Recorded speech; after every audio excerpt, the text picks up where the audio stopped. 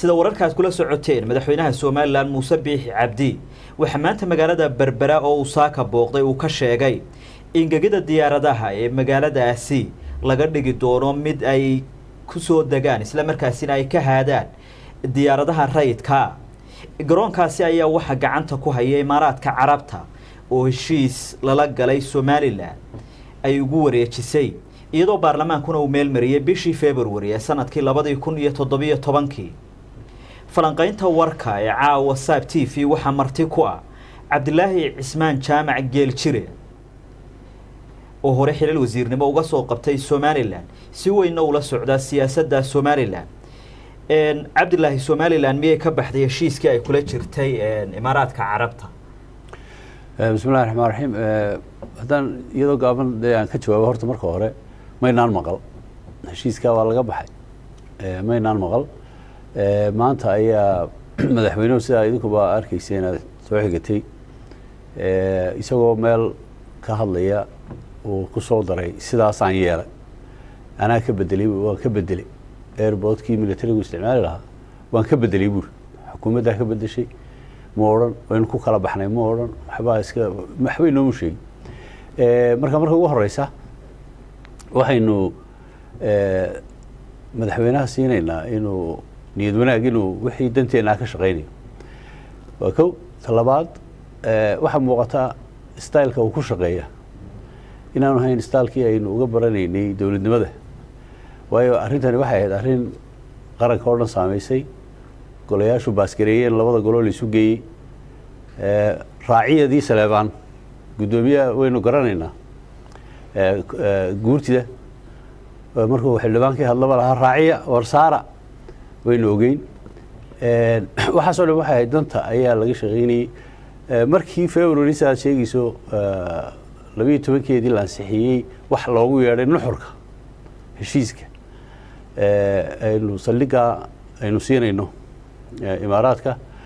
19 bishii March wafdi ballaaran oo madaxweyne ku-xigeenku uu hogaaminayo wasiirka arrimaha dibadda wasiirka arrimaha gaashaandhigga wasiirka hawlaha guud ciidaas ay ka badnaayeen duulistii hawada ayaa tegay Imaaraadka heshiis 6 qodob bay noo yeedhiyeen oo ay ka mid ahayd in airportkaas uu militariga Imaaraadku isticmaali doono in airport cusub laga dhisi doono magaalada Berbera oo civilian oo shacabku isticmaali doono in mashaariic xagga tamarta waxbarashada caafimaadka iyo arrimaha noocaasana ay fulin doonaan inay fulin doonaan mashruuca Berbera corridor oo loo yaqaan 250 kilomitir 3 sanadood gudahood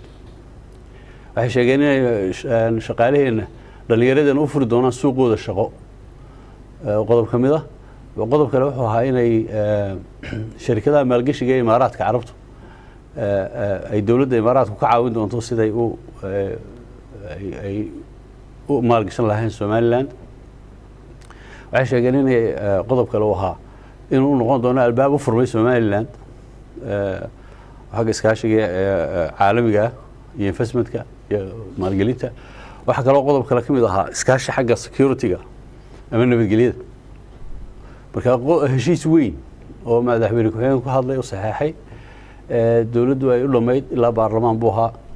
marka saaka inuu madaxweynuhu isagoo kormeer ku jiro inagu yiraahdo waan bedelay waxay nagu noqotay wax soo booda marka waxaynu ka doonaynaa tafaasiil dheeraad ah ya sida adigu way weydiinayso wixii dhama mid kale waxaan laba soo hadal qaadin saligii badda ee Imaaraadku ay dhisteen noogeyn badda isna la yiri badda saligaha 9 milyan baa ku baxay la yiri oo ay dhisteen kaasi biyo ku jira waxa kale oo laba soo qaadin dekadii kororsiimadii dekada ballaarintii dekada meel ay marayso mashruuca ballaarintii 400 ama 800 mitir oo lagu kordhinaya oo min 200 goro min 400 kuwaana wali warkooda ma hayno service-ka way noognahay in la hagaajiyo wax laga shaqeeyo oo dad badan ka doodaan faa'iido wax noogu jira laakiin dhismihii asalka meel uu marayo iyada qudheeda laynoma sheegin marka dee nidaamka dowladnimo madaxweynuhu inuu keligii isagoo iska leedafuula uu yidhaaho sidanaan yeelay isagoo weliba beersanaan xitaa xukuumaddii annagoo ah sidaasaan dan moodnay dee ma odhan waxay ka tahin laga habboon yahay inaynu u baahan nahay jeclada dalka inaga haysa wuxuu action tallaabaduu qaaday waxay noogu fiican tahay inuu inoo sharxo innaguna aynu ogaanay inay noo fiican tahay haddii kale aynu dee dood ka soo celino aanay noo fiicnayn ayaa habboon marka aniga waxay la tahay in warka halkaa weli war ku laabay saameyn nooceeya ayay somalilan ku yeelanaysaa madaarka weli waxaa dhismihiisa wadaa imaaraadka carabta waxaana ay u isticmaalayaan sidaynu ognahay howlo military de horta imika waaban ka bedelay buuri kelmadaas waxay macnaheedu tahay dee bedel waa shicib baa isticmaalaya buuri wuxuu yidhi waxay noqonaysaa habka ugu weyn yani ay ku soo degaan diyaaradaha caalamku oo dabeedna ay dunida uga sii qaadaan markaa mashruuc dee waxaynu u qaadanay dekadii la ballaarinayay iyo sidaa ugu xidhan dhinaca kale waxaynu ka maqlaynay oo ayaamaha hore la hadalhayay soomaaliya inay hawadii bay naga xidhaso diyaaraduhuba aanay soo gelin waddankeena November laga bilaabo in xamar la wada tegayo diyaaradu taana dawladdeenu sharax bay ka bixisay anigu ma maqal waxaas oo dhamina way taagan yihiin markaa siday hab u noqonayso oo diyaaradu way isugu imanayaan haddii hawadaba ay naga xidhan tahay iyaduna waa su'aal meesha ku jirta markaa saameyn dee waxay yeelanaysaa haddii sidaa uu sheegayo ay noqoto wax ay isku heshiiyeen labada dawladood qodobka laga dhex saaray heshiiskii intii kalena nooshahay meeshana la ballaarin doono shirkadii baa imanaysa dhisaysay buu yidhi weyneynayay dee tafaasiil badan baa harsan marka aan waxaan u sheegayaa inay marka waxaas su'aalo laga jawaabo dee meel wanaagsan la inoo baan u arkaa laakiin dee su'aalo badan baa ka sokeeya ma khilaaf ay dadku aanay ogeyn baa jira oo u dhaxeeya xukuumadda iyo imaaraadka maadaama xukuumadda iyo imaaraadka aynu ogeyn in baryahani somalilan ay ahaayeen saaxiibo dhinacyo kala duwan ka shaqeeya horumarinta dekadda iyo weliba safarro mas-uuliyiintu ay ku tegayeen imaaraadka 3 sano u dambeeyay waxaynu ognahay oo dadka wixii wararka caalamka la socda ay ogyihiin in imaaraadka horta in khaliijka iyo halkan imaaraadku degan yihiin iyo dawladaha joogay imika ay beriyahaaba iyo maraykanka ay ka taagnaa muran xagga siyaasadda caalamka iyo Iran oo sameysanaysay nuclear hubka nuclearka in ay xaaladdu xumaatay dagaaladii Yemen in imaaraadku ay dib uga gurteen oo ka baxeen oo ay dib wixii ay u isticmaalayeen halkan marka hore ay u doonayeen waxaynu ku tuhunsanay inuu yahay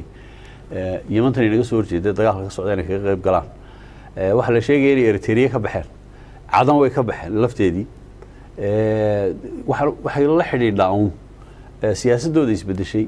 Iran waxay halkii marka hore ay hadalku ka taagtaagnaan jiray imika waxay noqdeen inay ka dabciyaan siyaasadoodii baa isbedeshay marka waxa muuqata in siyaasadda imaaraadku ay wixii ay u doonaysay ciidan ahaan ay iska bedeshay inagu sameynaan maqal khilaaf dhexdeena oo dee ka taagan